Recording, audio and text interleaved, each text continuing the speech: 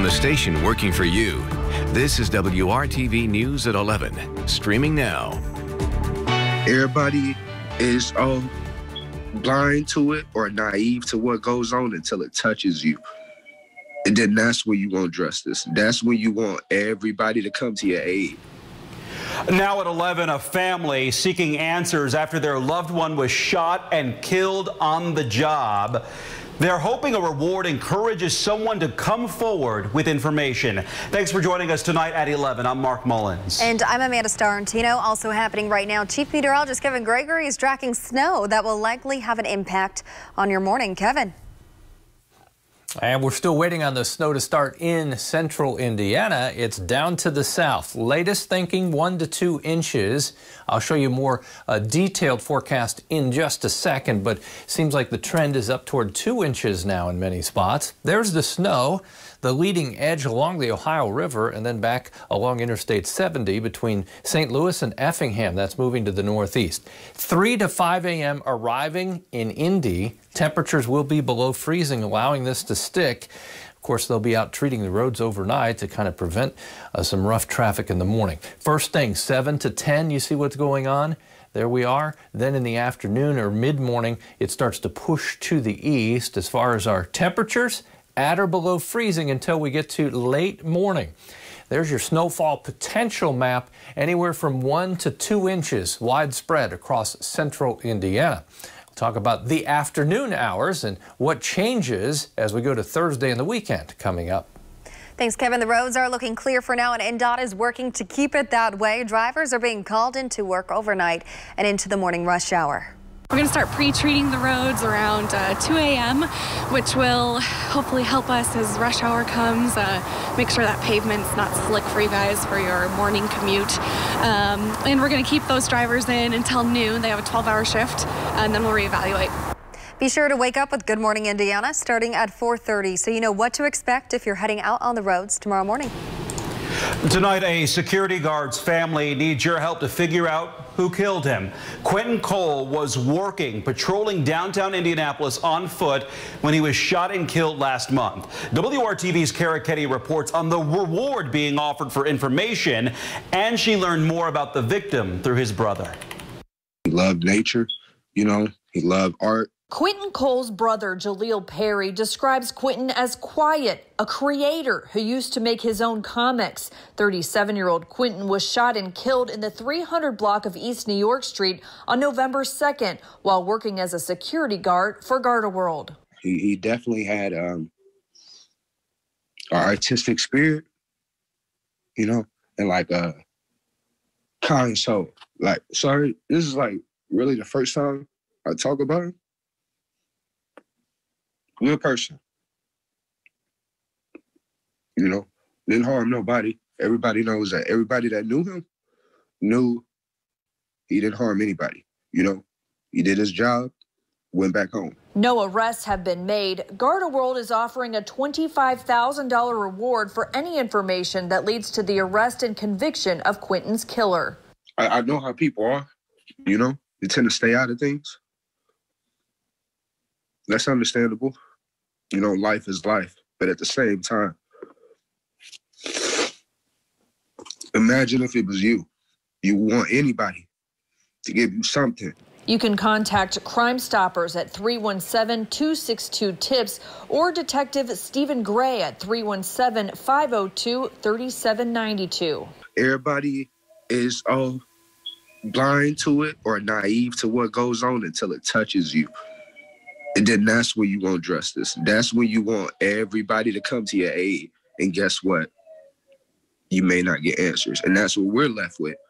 No answers, no information, no leads. Now he's trying to figure out how to live his life without his brother. And I hope you up there. I hope you up there. I hope you're having the greatest time of your life. I can't control that I lost my brother. What I can control is keeping my family going, keeping his name alive.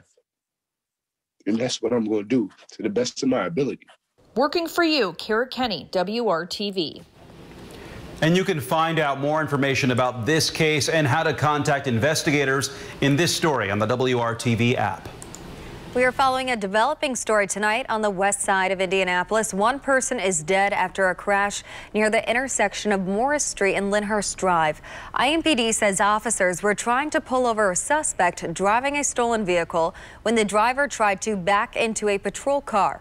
Officers chased the vehicle for about 5 minutes when the suspect crashed into another car. The driver of that car, who was not involved in the pursuit, was taken to the hospital where he died. The suspect involved in the chase is under arrest. IMPD says an internal investigation will take place into what happened, and the crash will be reviewed by the department's Vehicle Operations Board. State police are investigating a deadly incident involving the Greenfield Police Department. A suspect fell and hit his head and later died. It all started when Greenfield officers noticed a stolen vehicle in the parking lot of a business on Barrett Drive. Investigators say the suspect ran out of the business and into the parking lot. An officer used a non-lethal device like a taser on the suspect while chasing him, and the suspect fell on concrete. Paramedics took him to the hospital where he was pronounced dead. Greenfield's chief of police has requested that state police look into the incident. The coronavirus continues to spread in Indiana at an alarming rate. Almost 7,000 people have died with the virus since the pandemic began. According to the Regent Street Institute, the rate of positive tests and emergency room visits are decreasing in Indiana. But unfortunately, hospital and ICU admissions are not slowing down, putting a strain on facilities across the state. The state's 7-day rate of positivity has dropped below 25%. That's for people who are getting tested for the first time. More than 5 million COVID tests have been administered in Indiana since the pandemic began. The mayor of Kokomo is working with health officials and police to help residents who are overwhelmed by traffic surrounding a COVID testing location. Neighbors say the lines for testing have been getting longer at the rapid testing center near Monroe and Bell Street. They've seen people illegally parked, sometimes blocking their driveways. It's really a frustration for me every single day. I am constantly having to go out to the COVID center and ask people to move their vehicles. They're parking in our driveway constantly, nonstop. Mayor Tyler Moore says the city has installed signs to remind people not to block driveways and alleys. He's also asked the police department to keep an eye on the area and will work with the Howard County Health Department to serve the needs for testing while keeping neighbors safe. A special moment for Indianapolis public school families and students tonight. The district's usual drive-through meal distribution events turned into Christmas giveaways. At 9 different IPS schools, students received homework supplies, toys, backpacks, and school supplies. The giveaways are taking place on Thursdays as well. Superintendent Alicia Johnson says these events also give teachers and staff a chance to check in with students from a safe distance. We have great staff at our schools, teachers, social workers who care deeply about our kids and our families. And so any opportunity to get to interact and see them and just check on them and know they're doing okay, I know I certainly appreciate it, and I know our school teams do as well. Earlier today, Superintendent Johnson and city leaders also announced a pilot program to address some of the barriers students have faced during remote learning. Beginning in February, students who live within a 2-mile radius of 6 pilot schools will get free access to high-speed internet. Right now, a quarter of the students across Marion County's 11 districts don't have adequate internet access at home. Students in most districts received hotspots to help with e-learning access, but this is meant to be a permanent fix. It would help because I know a lot of people that either lost their job, had to quit their job, or not working as many hours because of this. We still got bills to pay. The $1.7 million pilot program is being funded by federal CARES Act money and from contributions from community groups. Funding has not been determined for a widespread program, which would not be ready until 2022. WRTV Investigates has been following the impact of virtual learning on families of children with special needs. A Fisher's mom is urging other parents to make sure their children get the services they need in person. Erin Digg filed a formal complaint against Hamilton Southeastern Schools to get her son Dylan back in school. He's nonverbal and receives occupational, physical, and speech therapy at school. But that all changed when Hamilton Southeastern School started the school year virtually. The Daigs filed a formal complaint with the Indiana Department of Education saying virtual learning is not adequate for their son. We first told you about their complaint back in August. The Daigs say they have since reached a resolution with HSE, and Dylan has been attending to school in person and will continue in person even as the rest of the district remains all virtual through at least January 15th. We as parents have a responsibility to advocate for our children, especially our children that can't advocate for themselves. And we have a responsibility with these kids to speak up and make sure that they are seen and heard and cared for in an equal way. Hamilton Southeastern Schools told us in the event virtual services and/or therapies are not feasible or are unavailable, compensatory services and/or therapies will be considered by the case conference committee. At times, in-person services have continued for students or have been implemented for periods of time based on students' individual needs. The family's attorney says school districts must still follow federal law even if they switch to remote learning. That is something to keep in mind if your child's school district asks to add virtual learning to your child's individualized education plan or IEP. You can reach out to InSource, the ARC of Indiana, or Indiana Disability Rights, or another advocate if you run into issues. And remember, you can find all this information right now on the WRTV app. Coming up, Central Indiana frontline workers will be getting the first doses of the Pfizer vaccine as soon as tomorrow. As we hope this is the home stretch of the pandemic, health officials say we can't let fatigue set in just yet. Also ahead, paying homage to the past while looking ahead to the future opportunities it can bring. The Bottle Works development along Indy's Mass Ave district and the ripple effect it could have for small businesses nearby. Next.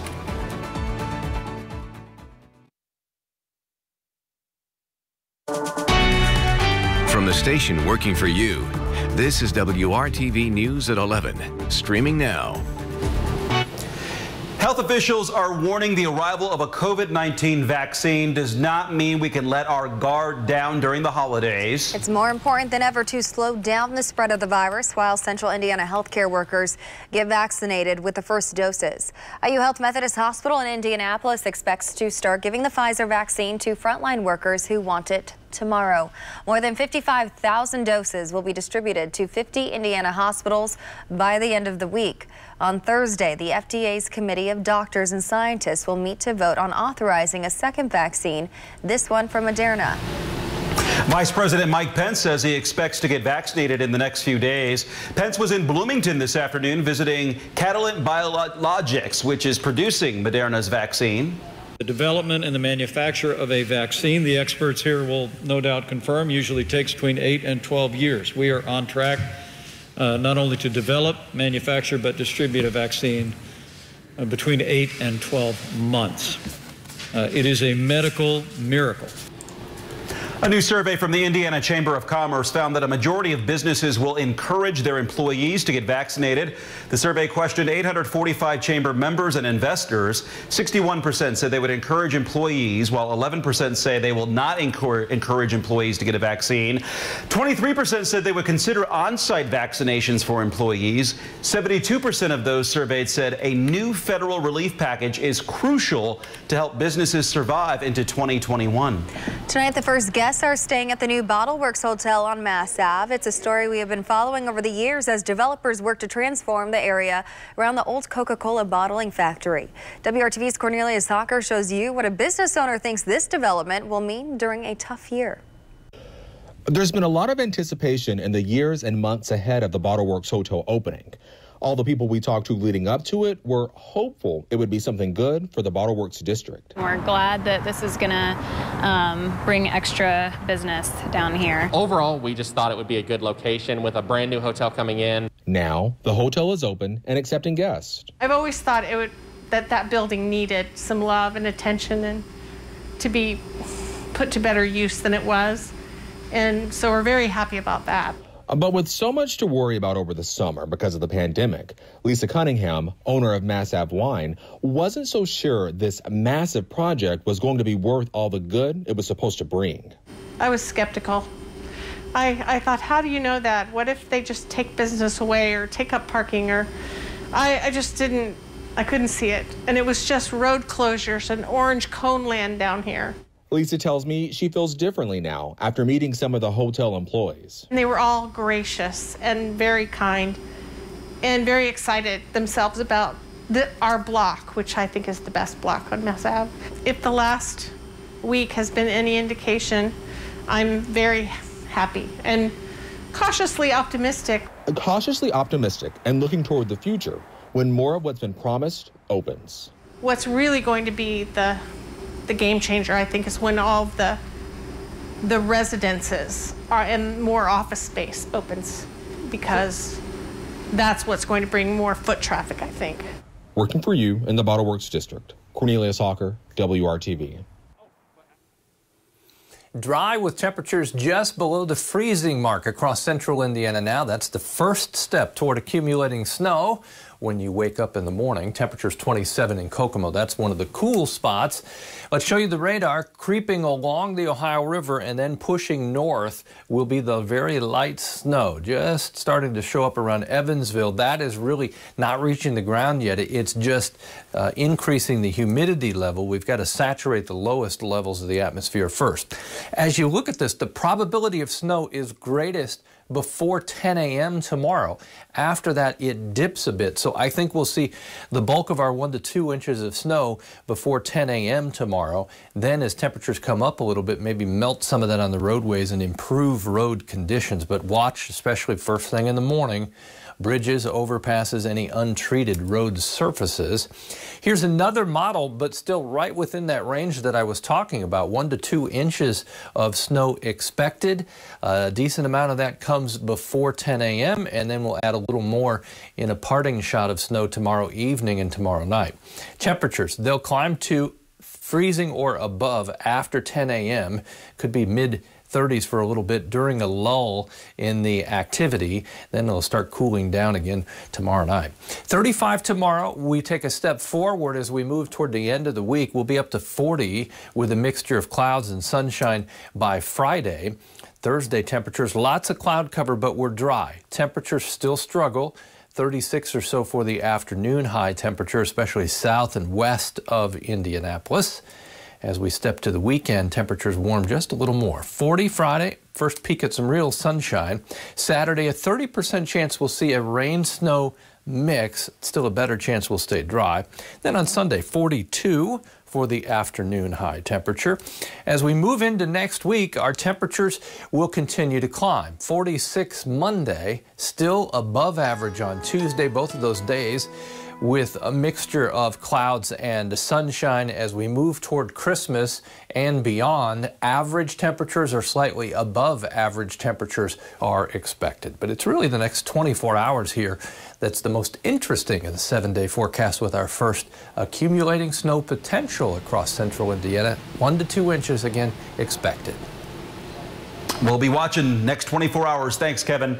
President-elect Joe Biden is expected to pick a former rival, Pete Buttigieg, for his Secretary of Transportation. Buttigieg served as the mayor of South Bend before running for president. If approved by the Senate, he would become the first openly gay person confirmed to a cabinet post. The Secretary of Transportation oversees the United States DOT and could play a key role in Biden's goal to rebuild the country's infrastructure. Another deadline is looming for Congress to work together to pass a bill that will fund the government. They're also working toward a second round of federal funding for pandemic relief. Lawmakers on both sides agree they should not break for Christmas until a bill is passed. We're not leaving here without a COVID package. It's not going to happen. We're going to stay here until we get a COVID package. No matter how long it takes, we'll be here. A bipartisan group of lawmakers unveiled a $908 billion compromise plan today, which could be the key to an agreement.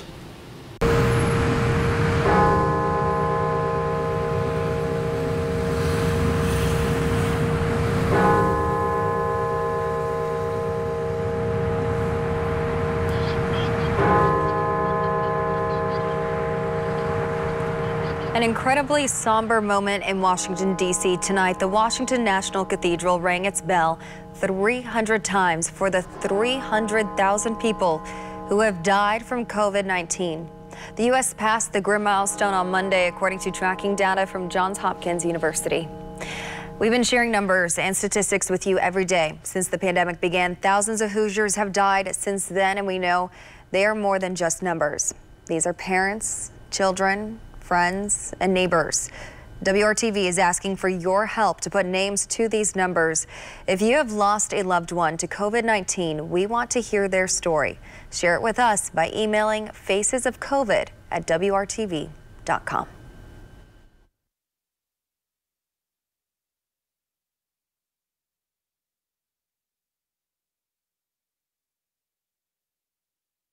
Welcome back. Hiring Hoosiers is working to connect you and your family with jobs and training opportunities. A new program is available to Hoosiers looking to start a new career in the trucking industry. Ivy Tech Community College has launched the nation's first training program for commercial truck drivers that is covered by federal student loans. Trucking is one industry that has remained in high demand during the pandemic. The American Trucking Association projects more than 1 million new drivers will need to be hired over the next decade.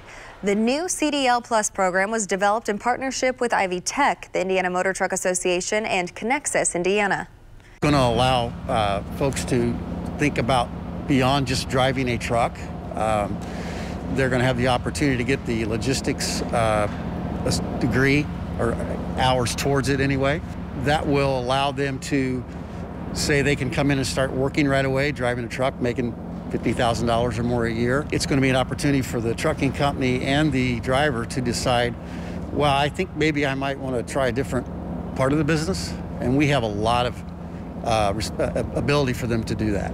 The CDL Plus curriculum will be offered beginning in January at 5 Ivy Tech campuses. An additional 8 locations will offer the courses as well by the end of next year. For more info on the program and how to apply, go to HiringHoosiers.com.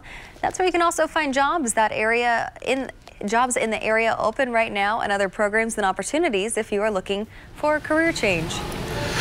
COVID-19 has once again canceled the Old Oaken bucket football game between IU and Purdue. The athletic directors of both schools announced this morning the rescheduled game between the in-state rivals will not be played Friday due to COVID-19 testing results at both schools. IU finished the regular season at 6-1 and awaits its bowl fate. Purdue finished the regular season with a 2-4 record. Today, IU football head coach Tom Allen was named the American Football Coaches Association Region 3 Coach of the Year. Allen joins former coach Bill Mallory as the only IU head coaches to be named Region 3 Coach of the Year. The American Football Coaches Association will name the overall Coach of the Year on Tuesday, January 12th. The regional winners are finalists for National Coach of the Year. And another accolade for IU football. Today, IU receiver Ty Freifogel was named the Big Ten Receiver of the Year. He's the first receiver at IU to earn that honor. Freifogel leads the Hoosiers with 687 receiving yards. He also has 7 touchdowns. And earlier this season, Freifogel became the first receiver in Big Ten history to record back-to-back 200-yard games. We'll be right back here on WRTV.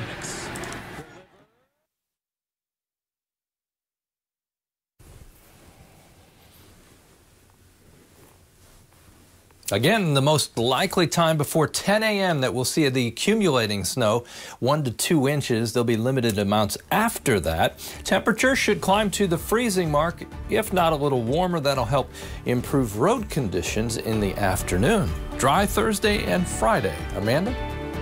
Thanks for making WRTV your choice for news. Good Morning Indiana starts at 4:30.